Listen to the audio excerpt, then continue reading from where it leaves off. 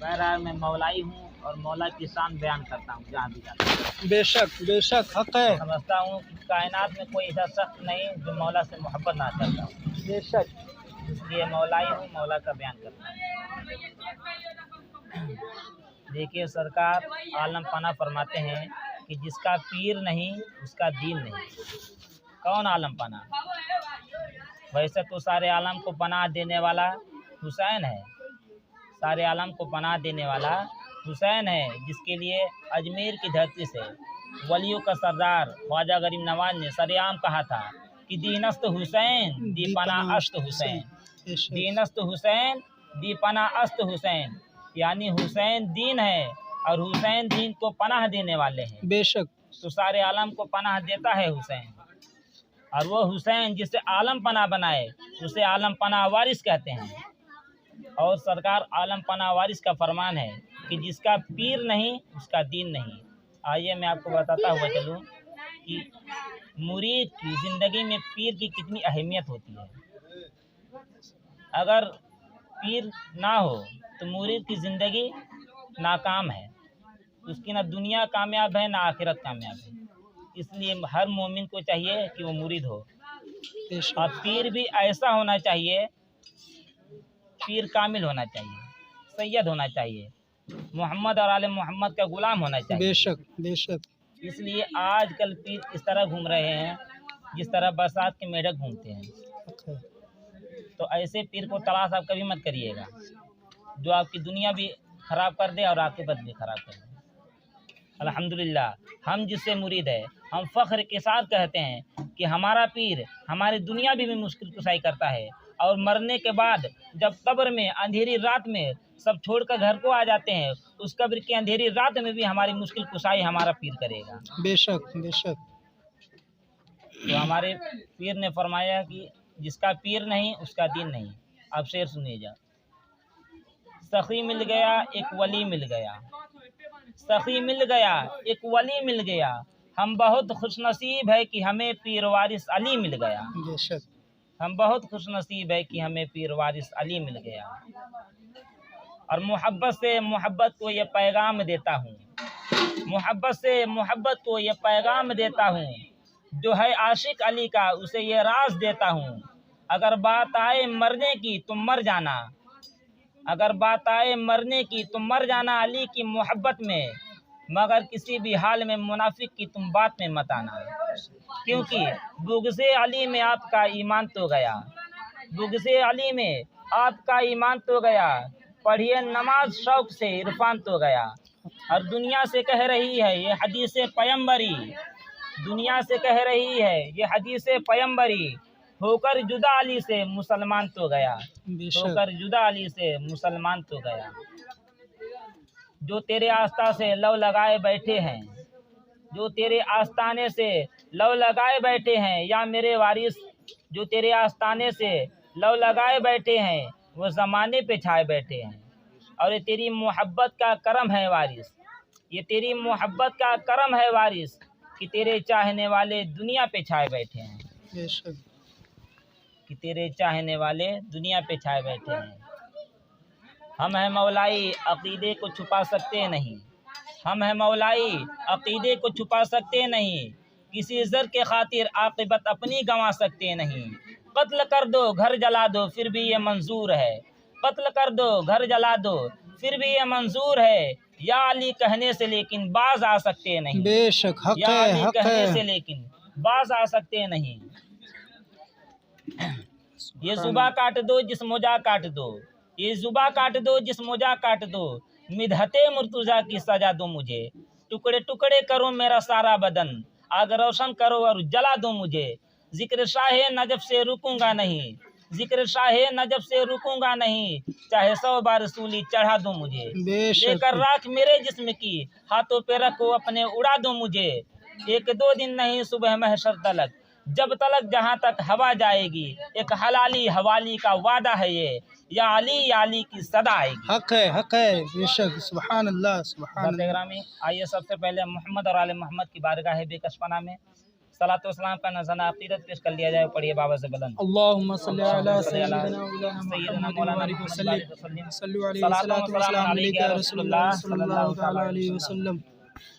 हज़रत ग्रामी, आइए सबसे पहले मैं आपको बताऊं कि मेरे नबी के क्या वसूल थे, मेरे नबी के क्या फरमान थे, क्या वसूल है, मैं आपको बताता हुआ चलूं। मेरे नबी ने फरमाया कि किसी इंसान को काफिर व मुशरिक नहीं कहना चाहिए और ना ही किसी इंसान को हकीर समझना चाहिए, क्योंकि जिसको तुम छोटे से छोटा समझते हो वो भी खुदा की नज़रों में बहुत बड़ा है। ये कौन कह रहा है?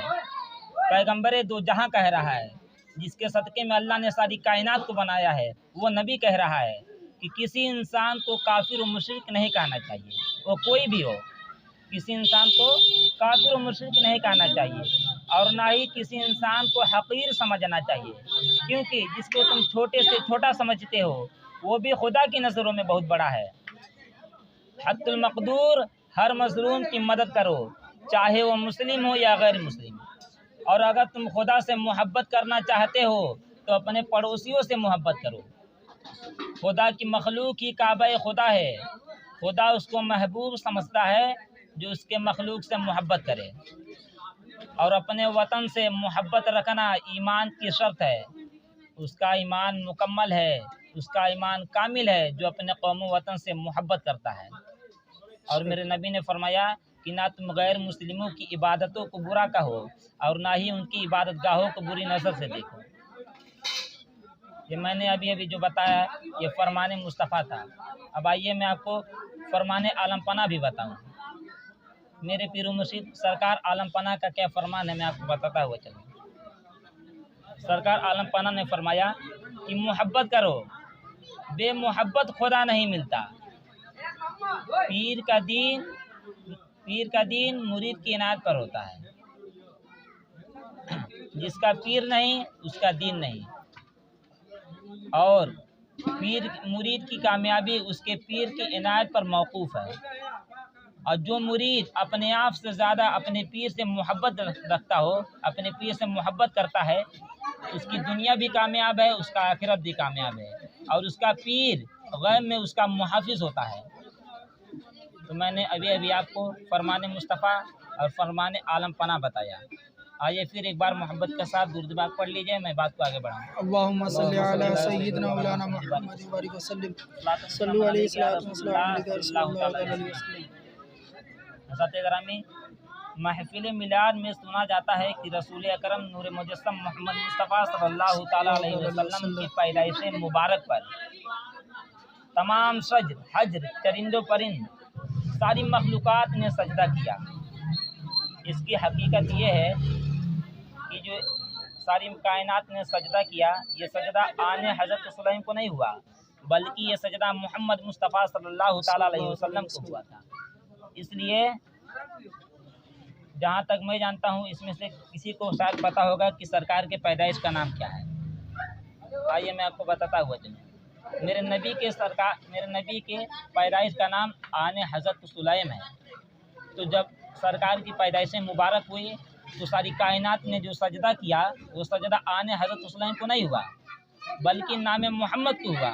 इसलिए कि सरकार के पैदाइश का नाम आने हज़रत सुलैम है, जबकि मोहम्मद तो वो नाम है जब कुछ ना था तब मोहम्मद था। जब अल्लाह ने कुछ से फयकून नहीं किया था तब मोहम्मद था। अब बल्कि मुझे कहने दिया जाए, इस नाम मोहम्मद के सदक़े में ही अल्लाह ने सारी कायनात को बनाया है। ये आदम से लेकर ईसा तक सारे नबियों को अल्लाह ने बनाया है इसी नाम मोहम्मद के सदक़े में। तो जब सरकार दो आलम सल्लल्लाहु ताला अलैहि वसल्लम की पैदाइश मुबारक पर जो सजदा किया गया, सारी कायनात ने सजदा किया, वह मोहम्मद मुस्तफ़ा सल्लल्लाहु ताला अलैहि वसल्लम को सजदा किया गया था। जैसा कि इरशाद आज़म है, नफ़ख्तहु फ़ीही मिन रूही फ़क़ऊ लहू साजिदीन, कि हमने डाल दी अपनी रूह खाकी पुतले में तो हुक्म दिया सजदा करो। तो वही तो कुल्ना लिल मलाइकति इसजुदू ली आदम फसजदू इल्ला इब्लीस, फरिश्तों ने सजदा कर लिया मगर इब्लीस ने नाफरमानी की। बेशक।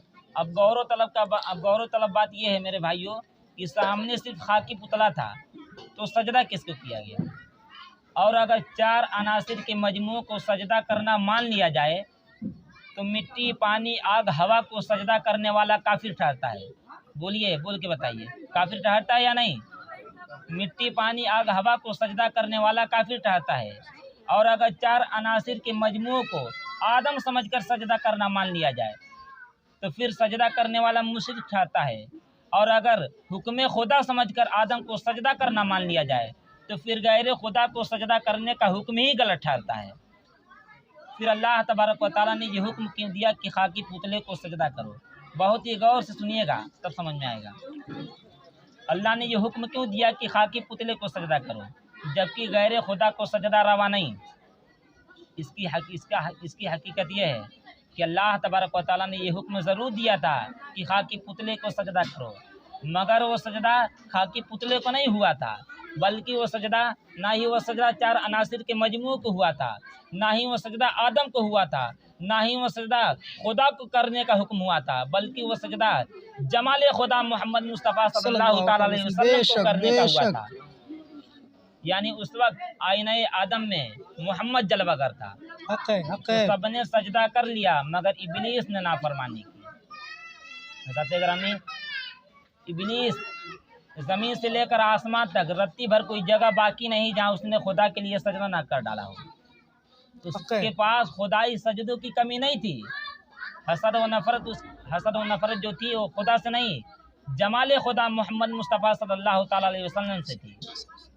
इसलिए उसने सजदा करने से इनकार कर दिया और पुतला आदम में मोहम्मद की जलवागरी को तस्लीम नहीं किया। और क्या नतीजा हुआ? अल्लाह तबारक व तआला ने उसे अपनी बारगाह से निकाल दिया, उसे राइंदे दरगाह कर दिया। किसी सूफी का कौल है कि गया शैतान मारा एक सजदे के न करने से, गया शैतान मारा एक सजदे के न करने से, अगर लाखों बरस सजदे में सर मारा तो क्या मारा? क्या मारा? हक है। अगर लाखों बरस सजदे में सर मारा तो क्या मारा? साथे ग्रामी, ये सजदा नहीं किया और नाफरमान हो गया। तो खुदा इस सजदों की कमी नहीं थी उसके पास। बहुत बड़ा अंबार लगा हुआ था, सिर्फ एक सजदा करना नहीं चाहा। उसके दिल में बुग़्ज़े अहले बैत थी, बुग़्ज़े मोहम्मद थी, इसलिए उसने सजदा करने से इनकार कर दिया। खुदा की इज्जत की कसम, मैं मिंबर रसूल पे बैठा हूँ, अगर सजदा आदम को हुआ होता तो खुदा माफ़ कर देता, लेकिन सजदा आदम को नहीं, जमाले खुदा मोहम्मद मुस्तफ़ा सल्लल्लाहु अलैहि वसल्लम को हुआ था। इसलिए अल्लाह ने माफ़ नहीं किया, उसे अपनी बारगाह से निकाल दिया, राइंदे दरगाह करके क़यामत तक आने वाले मुसलमानों को ये बता दिया है, क़यामत तक आने वाले इंसानों को ये बता दिया है कि अल्लाह तबारक व तआला छोटे से छोटा गुनाह माफ़ कर सकता है, बड़े से बड़ा गुनाह माफ़ कर सकता है। जो तुम गुनाह करने वाले हो वो भी अल्लाह माफ़ कर देगा, जो तुमने गुनाह कर दिया वो भी अल्लाह माफ़ कर देगा। लेकिन मेरे महबूब की शान में गुस्ताखी हो, खुदा ये नहीं माफ़ कर सकता है। मेरे महबूब की शान में गुस्ताखी हो, मेरे महबूब से बुग़्ज़ रखने वालों को मैं कभी माफ़ नहीं करता हूँ। इब्लीस जैसे नमाजी को अल्लाह ने राइंदे दरगाह करके बता दिया कि ऐ लोगों, देखो नमाज पढ़ के मेरी बारगाह में मत आना, अगर तेरे दिल में मोहम्मद और आले मोहम्मद की मोहब्बत नहीं होगी तो मैं तेरी इबादत पर राज़ी नहीं हूँगा, तेरी इबादत को लानत करके तेरे मुँह पे मार दूँगा। बेशक अल्लाह क्या कह रहा है कि मैं तेरी इबादत को लानत करके तेरे मुँह पे मार दूँगा। बताइए इब्लीस ने कितना सजदा किया था खुदा के लिए। आपके ज़हन में एक बात आती होगी कि अल्लाह तबारक व तआला, अल्लाह को चाहिए था कि शैतान की एक गलती थी, खुदा को माफ़ कर देना चाहिए था। इब्लीस भी यही सोचता था कि मैंने खुदा के लिए इतना सजदा किया हूँ तो खुदा ज़रूर मुझे माफ़ कर देगा, अगर मुझसे गलती होती है जाने या अनजाने में तो खुदा ज़रूर मुझे माफ़ कर देगा। लेकिन वो मरदूद इब्लीस ये नहीं जानता था कि खुदा हर गुनाह को माफ़ करता है, लेकिन उसके महबूब की शान में गुस्ताखी हो ये खुदा को गवारा नहीं। हक है। उसके महबूब की शान में गुस्ताखी हो, बुग़्ज़ हो तो खुदा ये गवारा नहीं कर सकता। इसलिए अल्लाह ने उसे अपनी बारगाह से निकाल दिया, राइंदे दरगाह कर दिया। और रही बात इबादत की तो अल्लाह ने फरमाया कि मैं ऐसी इबादत पर लानत करता हूँ जिस इबादत में मैं हूँ मेरा महबूब ना हो। बेशक हक है, हक है, बहुत अच्छे। अल्लाह ने कहा मैं ऐसी इबादत पर लानत करता हूँ जिस इबादत में मैं हूँ मेरा महबूब ना हो, मैं ऐसी इबादत को लानत करता हूँ। हज़रत ग्रामी, आजकल हमें मिंबर से बताया जाता है और हमें किताबों में पढ़ाया जाता है कि आप परेशान हैं नमाज़ पढ़िए, आपके यहाँ रोज़ी नहीं होती है नमाज़ पढ़िए। सारे मुश्किलों का हल नमाज पे डाल दिया जाता है। अभी आपने देखा ना कि आज कोई मुसलमान इब्लीस जैसा नमाजी हो सकता है? इतना सजदा कोई कर सकता है? लेकिन क्या हुआ, उसके दिल में मोहम्मद की बुग़्ज़ थी, मोहम्मद और आले मोहम्मद से दुश्मनी थी, इसलिए सारी इबादत उसकी बेकार हो गई। आज हमें मिंबर से बताया जाता है कि आप नमाज़ें पढ़िए, परेशानियाँ दूर हो जाएंगी। आप नमाज़ें पढ़िए, सारी मुश्किलें दूर हो जाएंगी। रोज़ा रखिए, सारी मुश्किल दूर हो जाएंगी। हज करिए, ज़कात कीजिए। मैं ये नहीं कहता हूँ कि आप नमाज मत पढ़िए, रोज़ा मत रखिए, हज मत करिए, ज़कात मत दीजिए, अल्लाह की सारी इबादतें करिए, लेकिन मेरे भाइयों, जो मोमिन पर पहला फ़र्ज़ है उसको अंजाम दीजिए। मिंबर से बताया ही नहीं जाता लोगों को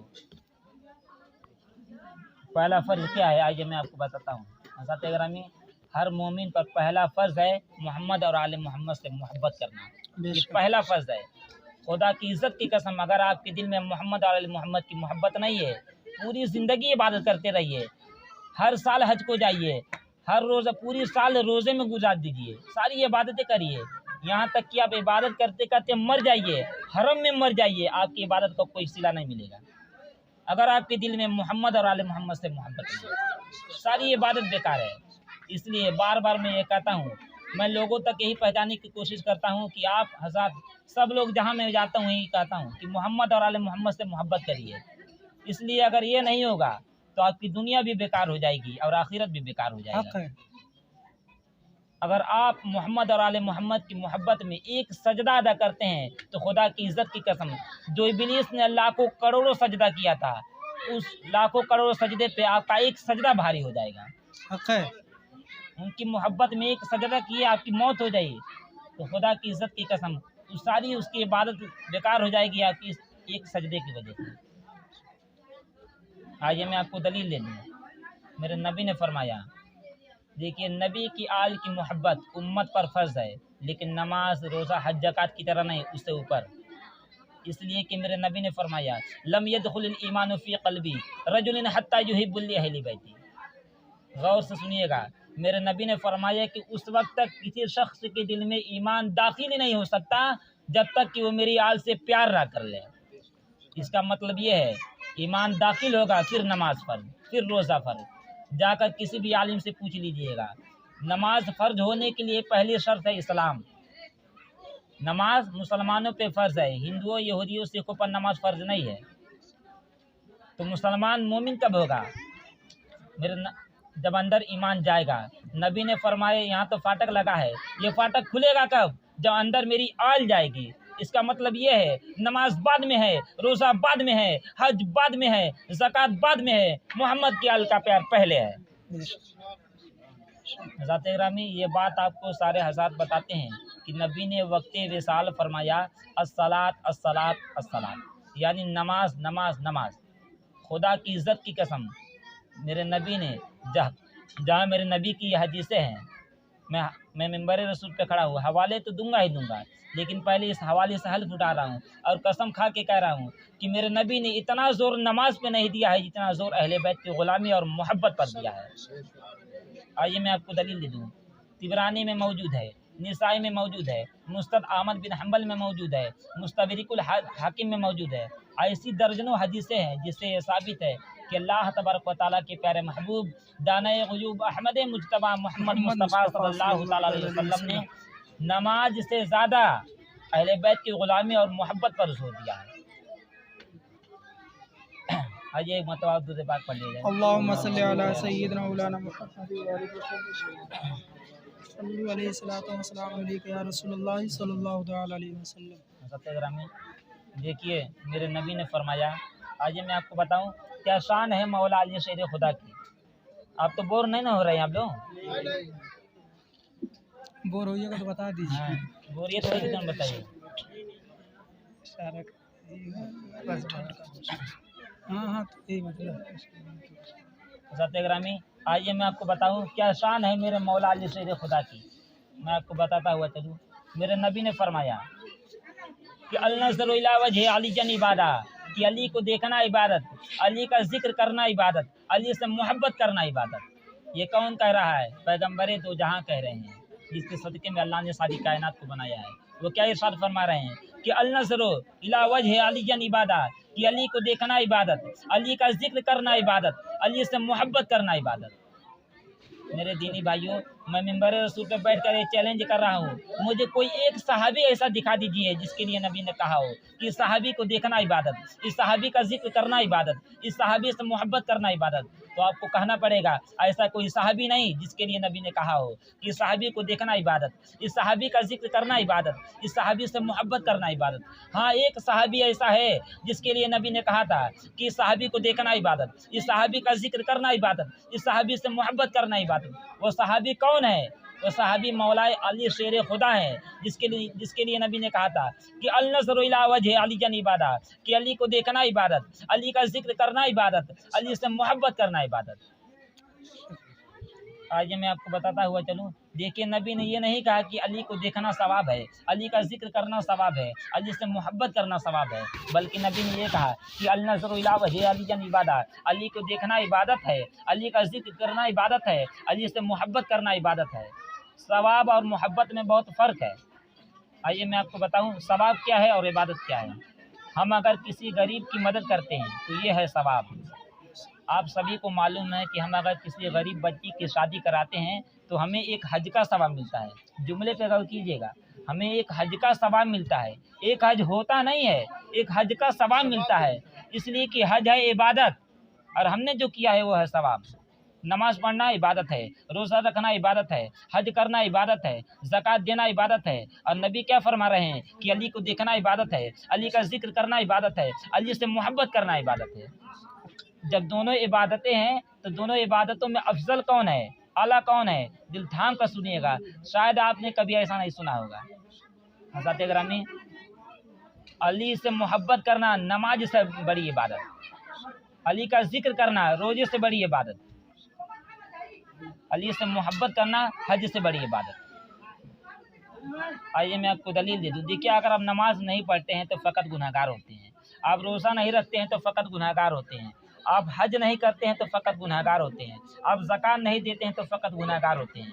लेकिन खुदा की इज़्ज़त की कसम में मिंबर रसूल पे बैठा हूँ, अगर आप अली से मोहब्बत नहीं करते हैं तो फ़कत गुनहगार नहीं होते, आप काफिर हो जाते हैं। आइए मैं आपको नबी की हदीसें पढ़ के बताऊँ, आपको आपके ईमान को और ताज़ा कर दूँ। मेरे नबी ने फरमाया अला मम्मात अला हुब्बि आले मोहम्मद माता ईमाना, यानी जो मेरे अहले बैत की मोहब्बत में मरा वो ईमान पर मरा। ये कौन कह रहा है? नबी फरमा रहे हैं कि जो मेरे अहले बैत की मोहब्बत में मरा वो ईमान पर मरा। आइए मैं आपको बता दूं कि अहले बैत है कौन। देखिए, सरकार दो आलम सल्लल्लाहु ताला अलैहि वसल्लम, मौला अली शेर खुदा, माँ फातिमा खातून जन्नत, मौला हसन, मौला हुसैन, ये है पंजतन पाक, इन्हीं की आल को अहले बैत कहा जाता है। नबी क्या फरमा रहे हैं? नबी की हदीस से सुनिए, अला मम्मा ताला हुब्बि आले मोहम्मद माता ईमाना, जो मेरे अहले बैत की मोहब्बत में मरा वो ईमान पर मरा। फिर नबी आगे इरशाद फरमा रहे हैं अला मम्मा ताला हुब्बि आले मोहम्मद माता मुस्तकमिल ईमान, यानी जो मेरे अहले बैत की मोहब्बत में मरा वो मुकम्मल ईमान पर मरा, वो अधूरा नहीं, मुकम्मल ईमान पर मरा।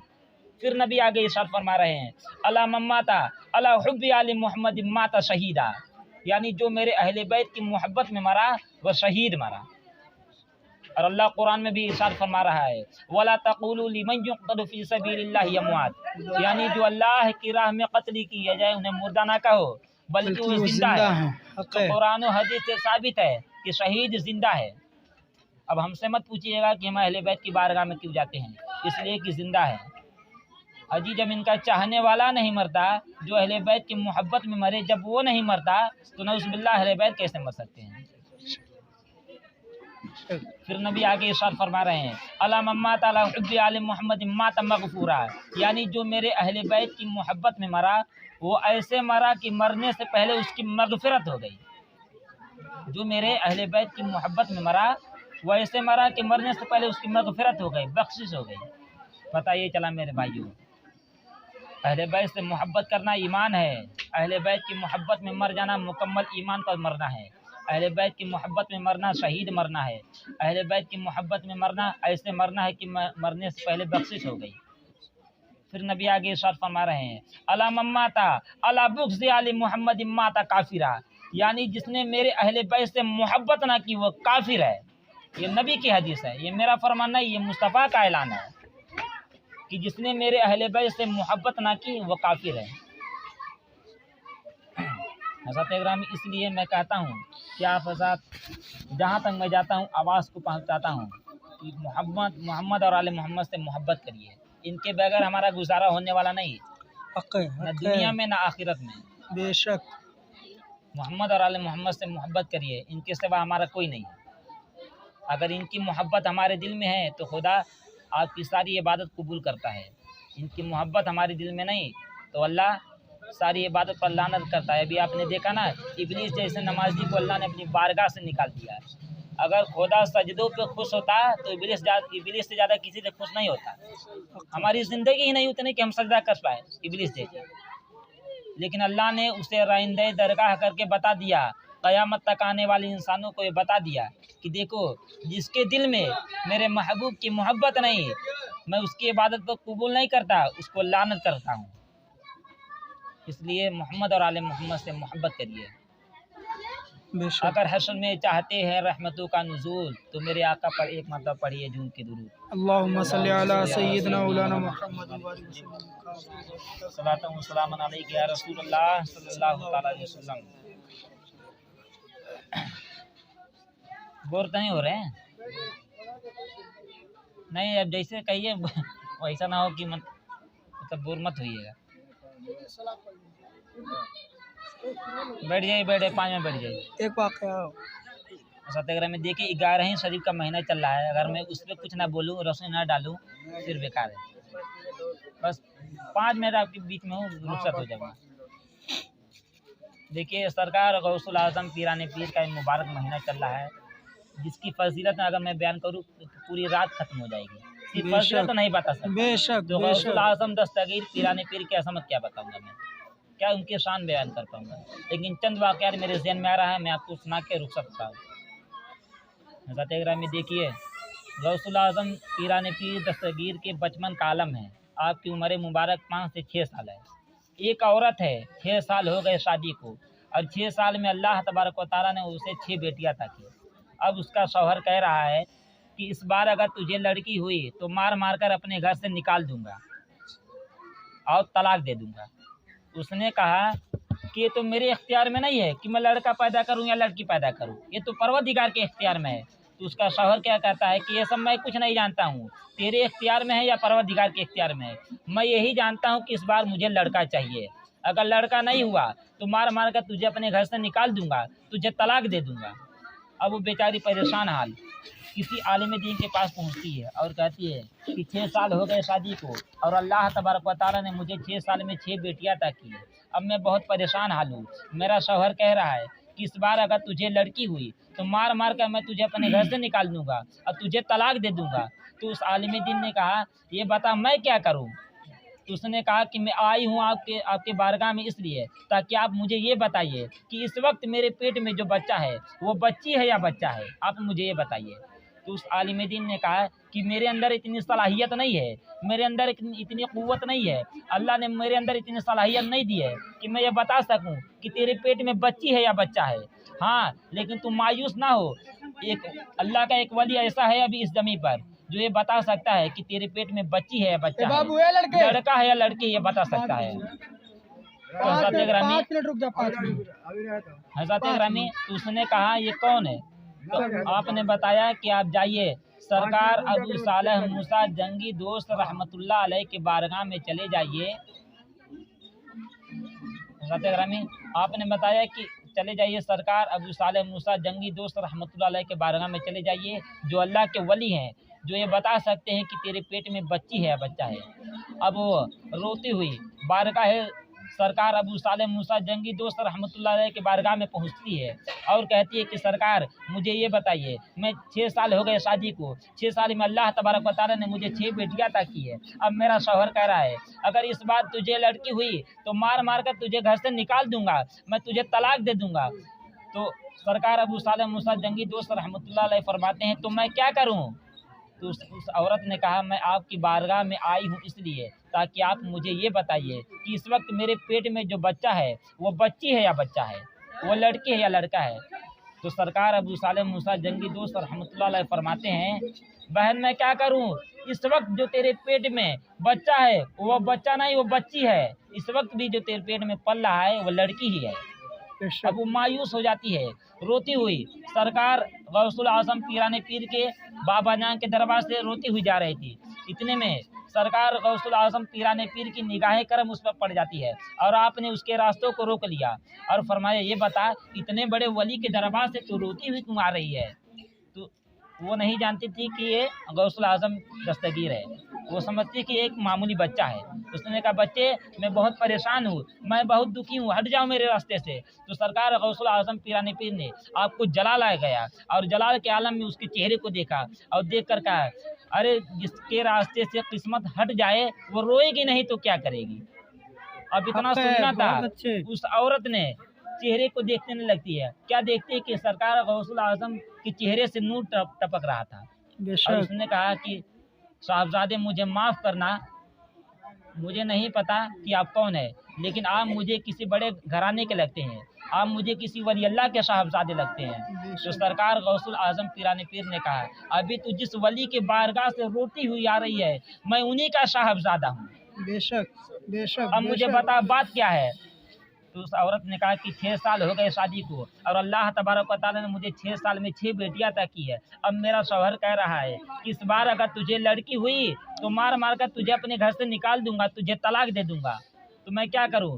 तो इसी वजह से मैं आपके बाबा जान के बारगाह में आई थी ताकि वो मुझे बता दे कि इस वक्त मेरे पेट में जो बच्ची है वो बच्चा है या बच्ची है।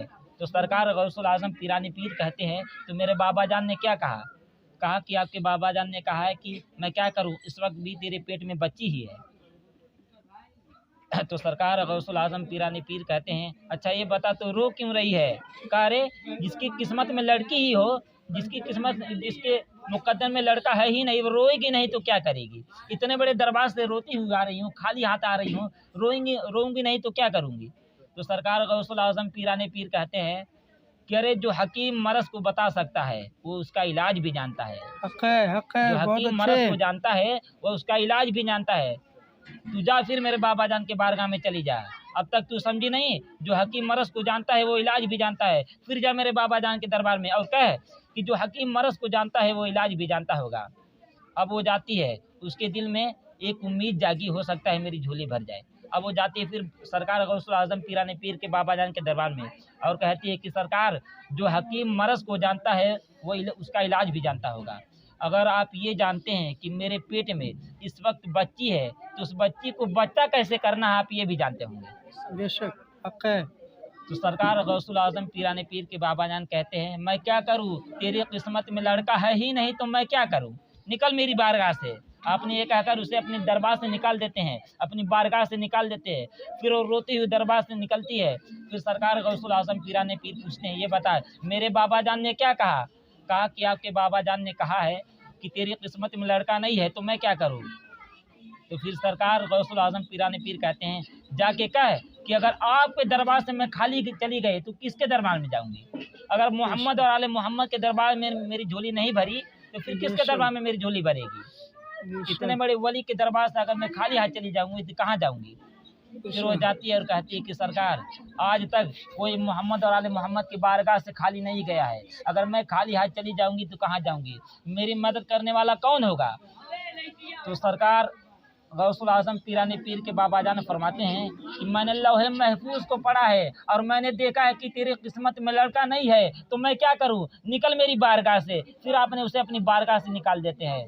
अब सरकार गौसुल आजम पूछते हैं, बता मेरे बाबा जान ने क्या कहा। उस औरत ने कहा, मैं क्या करूं, आपके बाबा जान ने 3 बार अपनी दरबार से मुझे निकाल दिया है और हर बार यही कहा है कि तेरी किस्मत में लड़का है ही नहीं तो मैं क्या करूं। बेशक। अब सरकार गौसुल आजम पीरानी पीर कहते हैं, चल मेरे साथ, अब मैं चलता हूँ तुझे खुद लेकर अपने बाबा जान की बारगाह में। अब उसका हाथ पकड़ते हैं, उस औरत का हाथ पकड़कर आप अपने बाबा जान के दरबार में आते हैं और कहते हैं, बाबा जान आज इस औरत ने ऐसा क्या मांग लिया है जो आपके दरबार से खाली जा रही है, रोती हुई जा रही है। आज तक तो ऐसा कभी नहीं हुआ कि आपके दरबार से कोई रोता हुआ जाए।